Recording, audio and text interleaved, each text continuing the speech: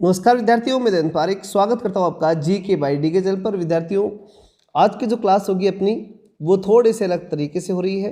कारण ये है कि मौसम आज ख़राब है, लाइट गई हुई है और लाइट की प्रॉब्लम के कारण से अपन जो बोर्ड के ऊपर जो क्लासें लिया करते हैं, जो एक टीवी है वैसे तो ठीक है, लेकिन वो डिजिटल टीवी है, अच्छी क्लासें उस पर चल रही हैं आजकल।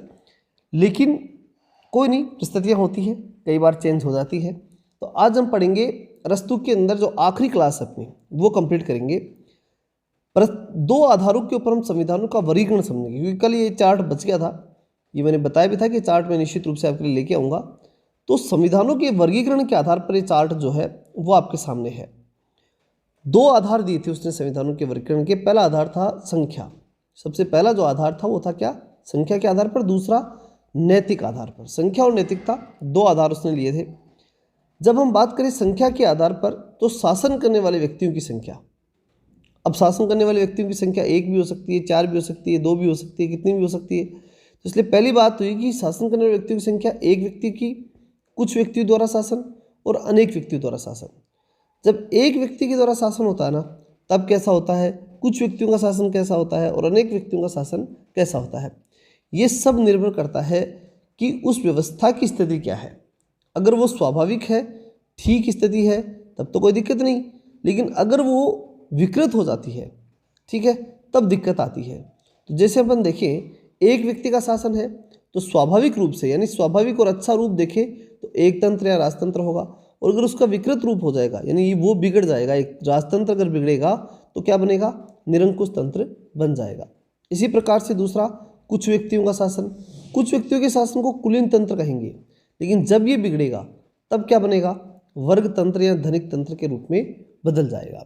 इसी प्रकार से जब हम बात करें अनेक व्यक्तियों के शासन की, ठीक है, तो अनेक व्यक्तियों के शासन के अंदर भी यही बात हमें समझनी होगी कि पहले संयंत्र तंत्र होगा, फिर बहुतंत्र होगा, और वही संयंत्र तंत्र, बहुतंत्र या पॉलिटी, जिसे अरस्तु ने बहुत अच्छा बताया था, उस पॉलिटी को, वही पॉलिटी आगे जाकर के डेमोक्रेसी के रूप में विकृत रूप ले लेती है। आगे विकृत रूप किस रूप में होगा, भीड़ तंत्र, प्रजातंत्र या डेमोक्रेसी, यानी पॉलिटी किस में बदल जाएगी, डेमोक्रेसी में बदल जाएगी। तो ये था वो चार्ट। मतलब इतना ही समझना है इसके अंदर कि पहले क्या आया। सबसे पहले जो स्थिति आई वो एक राजतंत्र की। राजतंत्र किसमें बदला, निरंकुश तंत्र में। अब निरंकुश तंत्र जो ना वो बदलता है किसमें, कुलीन तंत्र में। क्योंकि निरंकुश लोग, जब कितने दिन तक राजा जो है वो निरंकुश रह सकता है, फिर कोई कुल आएगा, अब वो कुल शासन को चलाएगा। फिर उस कुल के लोग क्या करेंगे, पैसे कमा करके वो धनिक तंत्र में बदल जाएंगे। अब वो धनिक तंत्र जो है फिर अपनी दादागिरी दिखाएगा, विकृत रूप में दिखाएगा।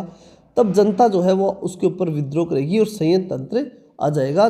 जनतंत्र, बहुतंत्र से बोलेंगे, जनता अपना कंट्रोल करना शुरू करेगी। और जनता जब बिगड़ेगी तब भीड़ तंत्र बन जाएगा। तो इस प्रकार का परिवर्तन इसमें देखने को मिलता है। ठीक है, आगे बढ़ते हैं। अब हम देखते हैं इसके अंदर अरस्तु का न्याय सिद्धांत। अरस्तु के न्याय सिद्धांत को जो हम देखते हैं तो इसके अंदर दो प्रकार के न्याय सिद्धांत है, एक वितरणात्मक न्याय और दूसरा है प्रतिवर्ती, प्रतिशोधात्मक या प्रतिकारात्मक न्याय। दो प्रकार के न्याय है, यानी एक तो वितरण करते समय न्याय होना चाहिए और दूसरा होता है जो न्यायाधीशों के द्वारा न्याय किया जाता है। प्रतिशोध के संबंध में हो सकता है, प्रतिकार के रूप में हो सकता है, प्रतिवर्ती के रूप में हो सकता है। यानी मैं अगर सीधे रूप में कहूँ ना तो ये विधायक क्षेत्र यानी संसद के द्वारा किया जाने वाला, और ये न्यायालय के द्वारा किया जाने वाला न्याय क्षेत्र। दोनों प्रकार के न्याय सीधे माइंड में इतना ध्यान रखो कि ये तो हो गया संसद के द्वारा किया गया न्याय और ये हो गया न्यायालय द्वारा किया गया न्याय। इसे वितरणात्मक कहते हैं क्योंकि वितरण कौन करती है, संसद, और प्रतिशोध वाला काम कौन करती है, न्यायपालिका। तो दोनों प्रकार के न्याय अलग अलग होते हैं। अब बात आती है कि अरस्तु ने कौन से न्याय को ज़्यादा महत्वपूर्ण माना। उसने कहा वितरणात्मक न्याय को महत्वपूर्ण। उसने कहा कि जब आप अनुपात में अगर सही वितरण कर दोगे ना, अगर आप अनुपातिक रूप से सही वितरण कर दोगे तो कोई दिक्कत नहीं आएगी, अनुपात सही होना चाहिए। ठीक है, ये बात उसने कही थी। अब बात आती है कि ठीक है, इतनी बात समझ में आती है कि न्याय उधर विधायकों वाला न्यायालय हो गया, ये न्याय क्षेत्र विधायकों का, ये न्यायाधीशों का हो गया। अब अगली बात जब आती है तो विधायक कैसे करते हैं न्याय। विधायक करते हैं सम्मान और धन संपदा के आधार पर न्याय करते हैं। लेकिन जैसे ही हम न्यायालय के क्षेत्र में जाते हैं तो वो व्यवस्थित करती है परस्पर लेन देन को पुनः व्यवस्थित कर देती है। जैसे एक ने चोरी की तो दूसरे को उस चोरी का हर्जाना दिला देती है न्यायालय। तो परस्पर लेन देन पुनः व्यवस्थित हो गया ना। एक ने किसी को मारा तो दूसरे को जिसने किसी व्यक्ति को मारा उस व्यक्ति को कोर्ट क्या दे देती है, सजा, फांसी की सजा दे देती है। क्या हो गया, लेन देन व्यवस्थित हो गया पुनः। तो न्यायालय क्या करेगी, परस्पर लेन देन को पुनः व्यवस्थित कर देगी।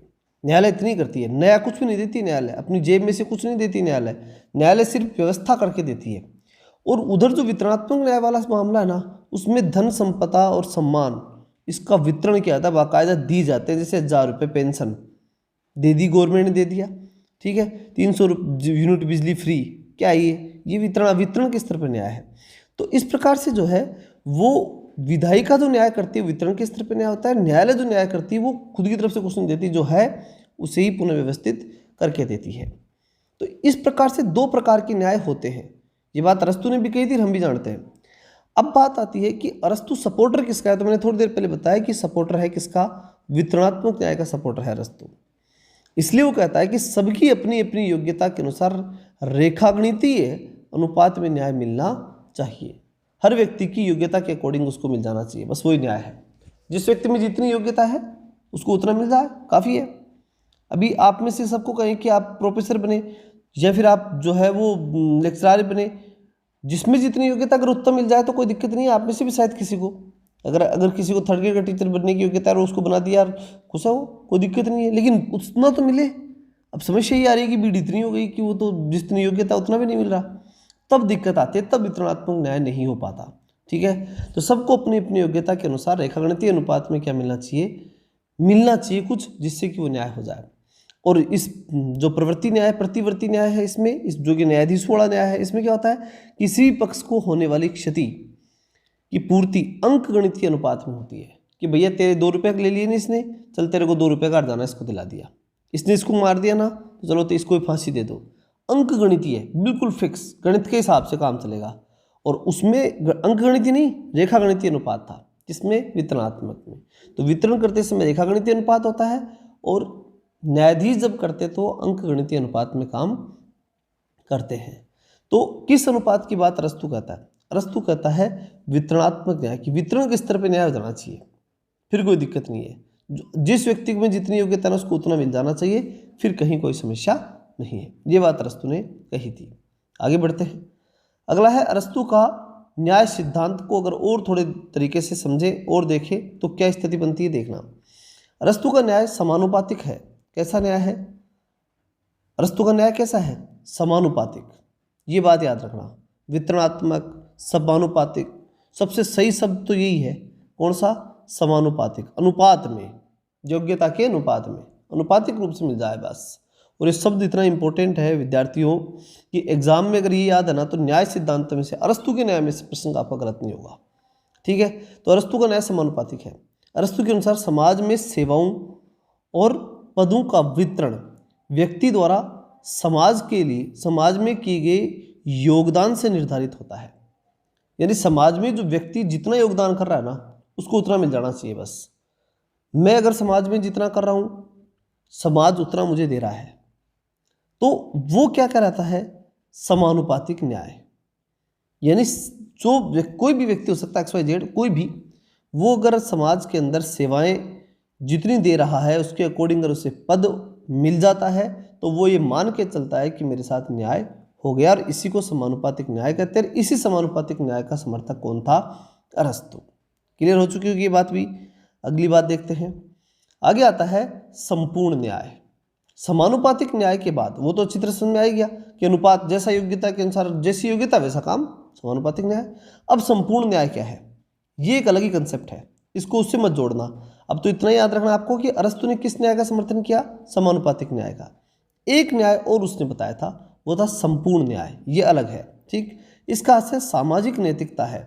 अरस्तु ने संपूर्ण न्याय के लिए एक शब्द दिया था उसने, राइट, RIGHT, राइट, और इगोनेंस।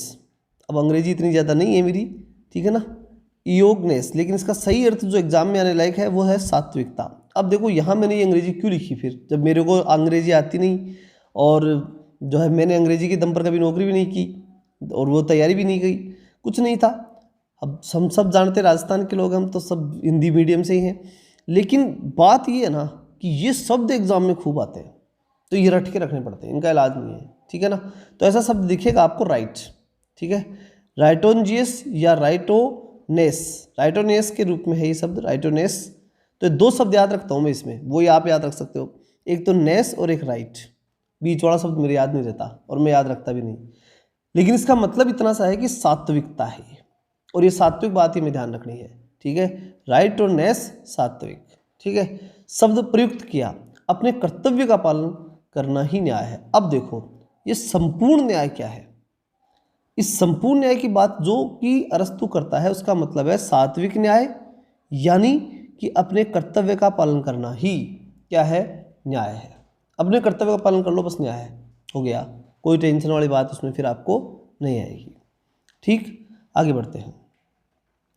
अब बात आती है अरस्तु के आदर्श राज्य के अंदर, जब हम बात करते हैं कि उसकी विशेषता क्या है, उसके आदर्श राज्य की विशेषता क्या है, तो विशेषता के अंदर हम बात करें तो सबसे पहली बात आती है कि शासन प्रणाली पॉलिटी होनी चाहिए, ये सबसे इंपॉर्टेंट बात।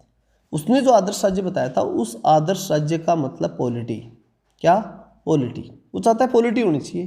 ठीक, राज्य की जनसंख्या न ज़्यादा और न कम। जनसंख्या के बारे में पहली बात तो उसने पॉलिटी बताई। पॉलिटी कौन सी, अभी आपको मैंने पढ़ाया था, तब आपको ध्यान रखना था, लेकिन फिर बता देता हूँ मैं आपको। पॉलिटी ये कौन सी, यहाँ ये बहुतंत्र, यानी अनेक व्यक्तियों का शासन होना चाहिए, यानी लोकतंत्र टाइप होना चाहिए, और उसका स्वाभाविक रूप है संयुक्त प्रजातंत्र या पॉलिटी या बहुतंत्र, यानी लोकतंत्र का वो रूप जो कानून के अकॉर्डिंग सिस्टमेटिक चले, भीड़तंत्र नहीं बनना चाहिए, वो सबसे बड़ा शासन है, ठीक है, सबसे बढ़िया पूछे तो, ठीक है ना। तो पॉलिटी बताया था उसने सबसे बढ़िया, इतना आपको ध्यान रख लेना है। तो अगली जो बात चल रही थी अपनी, वो क्या कि शासन प्रणाली में सबसे बेस्ट उसने किसे बताया, पॉलिटी को बेस्ट बताया। आदर्श शासन व्यवस्था उसकी कौन सी है, पॉलिटी। राज्य की जनसंख्या न ज़्यादा और न ही कम, न ज़्यादा होनी चाहिए न कम होनी चाहिए। राज्य का आकार भी न ज़्यादा न कम होना चाहिए, मतलब सब कुछ मध्यम होना चाहिए। ये तो बात पहले अरस्तु के बारे में हमने पढ़ ली थी, वो मध्यम मार्ग का समर्थक है अरस्तु, ध्यान रखना। वो न तो अति बहुत अच्छे की बात करता है न बहुत बुरे की बात करता है, वो मध्यम मार्ग का समर्थक है, ठीक है। तो जनसंख्या न ज़्यादा न कम, आकार न ज़्यादा न कम, समुद्र के किनारे लेकिन राज्य होना चाहिए, क्योंकि जब भी व्यापार की जरूरत पड़े तो समुद्र आवश्यकता पड़ता है, युद्ध की जरूरत पड़ती है तो समुद्र की जरूरत पड़ती है। तो समुद्र वो बताता है कि राज्य के पास क्या होना चाहिए, समुद्र होना चाहिए। नागरिकों का चरित्र बढ़िया होना चाहिए, बुद्धिमान होने चाहिए, साहसी होने चाहिए, और उन दोनों के का जो है वो मिला जुला रूप होना चाहिए, बुद्धिमान और साहस का मिला जुला रूप होना चाहिए। ये बात किस राज्य की हो रही है, पॉलिटी की। तो पॉलिटी में क्या क्या गुण होने चाहिए, जनसंख्या मध्यम, आकार मध्यम, समुद्र के किनारे, चरित्रवान नागरिक, ये सब होने चाहिए, तब वो राज्य आदर्श राज्य बनेगा, और उस राज्य को क्या कहा जाएगा, पॉलिटी। क्लियर, आगे चलते हैं। अब बात आती है समानता की। आदर्श राज्य के बाद समानता कैसे होगी, या समानता के बारे में अरस्तु ने क्या कहा, ठीक है, तो वो देख लेते हैं। सबसे पहले उसने कहा, अरस्तु के अनुसार व्यक्ति का जिस अनुपात में समाज में योगदान हो उसी अनुपात में उसे पुरस्कार मिलना चाहिए। तो ये बात तुमने सबसे पहले जान ली कि जितना वो कर सके ना समाज के लिए, बस उतना मिले उसको, ठीक है। समाज में योगदान, जितना योगदान उतना क्या मिले, पुरस्कार। जितना कर सकता है ना समाज के लिए उतना उसको पुरस्कार मिल जाए, बस वो समानता है। फिर समानता है, फिर सब समान है, कोई दिक्कत नहीं है। अब ऐसे फिक्स समान नहीं कर सकते आप पकड़ करके, गणितीय समानता की बात तो करता ही नहीं है, वो रेखा गणितीय समानता की बात करता है, ठीक है। तो वो अंक गणितीय समानता के अंदर जब बात करता है ना, तो वो कहता है कि अंकगणितीय समानता संभव नहीं है। देखो यहाँ मैंने लिखा भी है शायद इसके अंदर, ये देखिए, अंकगणितीय नीचे नीचे वाला विचार देखो, अंकगणितीय समानता के विचार का समर्थक नहीं है। पकड़ करके बराबर मत करो, ठीक है ना, सबको बराबर नहीं किया जा सकता। फिर कैसे हो बराबर, योग्यता अनुसार बराबर। समाज में जितना जो व्यक्ति दे रहा है ना उसको उतना दे दो, बस, ठीक है। समाज में योगदान के अनुपात में पुरस्कार, बस, फिर कोई दिक्कत नहीं है, फिर वो समान है। इसलिए समानता अप्राकृतिक है, प्रकृति किसी को समान नहीं करती, प्रकृति नहीं करती तो आप क्यों कर रहे हो, ये बात कौन कहता है, अरस्तु। ये बात सही भी है, पकड़ कर किसी को समान करने से समान नहीं होता, ठीक है। किसी व्यक्ति जो, अगर मानो आप बहुत तैयारी कर रहे हो, पढ़ रहे हो, बहुत मेहनत कर रहे हो, और आपको तो कोई टीचर बनाए नहीं, और कोई व्यक्ति एक दिन पहले जाए और वो कहते कि साहब मैं भी बनूंगा मास्टर, बना दो, तो क्या सही है क्या? वो नहीं है। तो ऐसी स्थिति के अंदर देखा जाता है कि जितना उसने योगदान किया उतना उसको मिल जाना चाहिए, बस समान है, फिर कोई दिक्कत नहीं है। ठीक है, दिक्कत तब आती है ना आपके जब पेपर आउट होते हैं और जो मूर्ख लोग होते हैं वो साथ साथ जो मास्टर बन जाते हैं, माइनस वाले कभी किसी दिन जो है वो टीचर बने हुए हैं, तो वो गलत है। ठीक है, उस स्थिति के अंदर जो है वहाँ पर जो समानता होती है उससे हम सभी ऐसा जो है अप्रसन्न रहते हैं। और यही बात अरस्तू कहता है कि जितनी काम किया समाज में उतना मिल जाए, बस फिर कोई दिक्कत नहीं है। ये बात कौन कहता है?